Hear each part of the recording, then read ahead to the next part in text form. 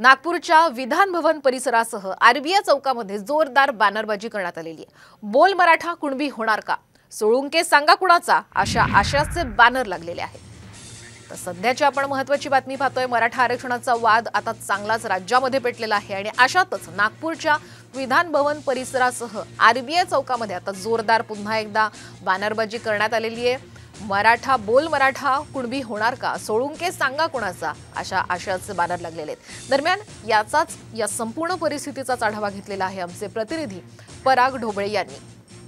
कुणबी मराठा आरक्षणाचा सध्या वाद पेटलेला आहे आणि आरोप प्रत्यारोप जे आहे ते रोज होताना पाहायला मिळतो आहे। मात्र यावरच आता प्रश्नचिन्ह उपस्थित करण्यात आलेले आहे।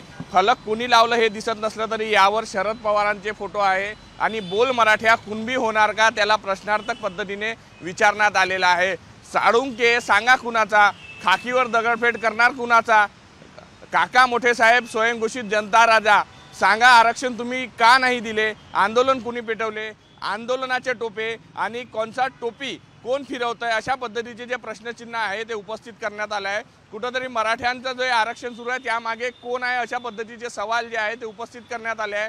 फोटोमध्ये जयंत पाटील दिसत आहेत, शरद पवार दिसत आहेत, यांच्यावर सगळे प्रश्नचिन्ह उपस्थित करण्यात आलेले आहे। मात्र बॅनर कोणी लावलं हे अद्याप समजत नाही आहे। मात्र या बॅनरच्या माध्यमातून या आंदोलनाची टोपी कोण फिरवते अशा पद्धतीचा जो सवाल आहे तो टोपेंना विचारण्यात आला आहे। त्यासोबतच इतरही जे आहे प्रश्न उपस्थित करण्यात आलेला आहे। सोळुंके कुणाचा हे सांगण्यात आलं आहे। मराठ्यांनो तुम्हाला आरक्षण पाहिजे का, अशा पद्धतीचा जो सवाल आहे या बॅनरच्या माध्यमातून उचलण्यात आलेला आहे। विधान भवनासह अनेक ठिकाणी शहरात असे बॅनर लागलेले आहे आणि या माध्यमातून सवाल उपस्थित करण्यात आलेले आहे। व्हिडिओ जर्नलिस्ट नितीन बोधारेसह पराग ढोबळे, साम टीव्ही न्यूज, नागपूर।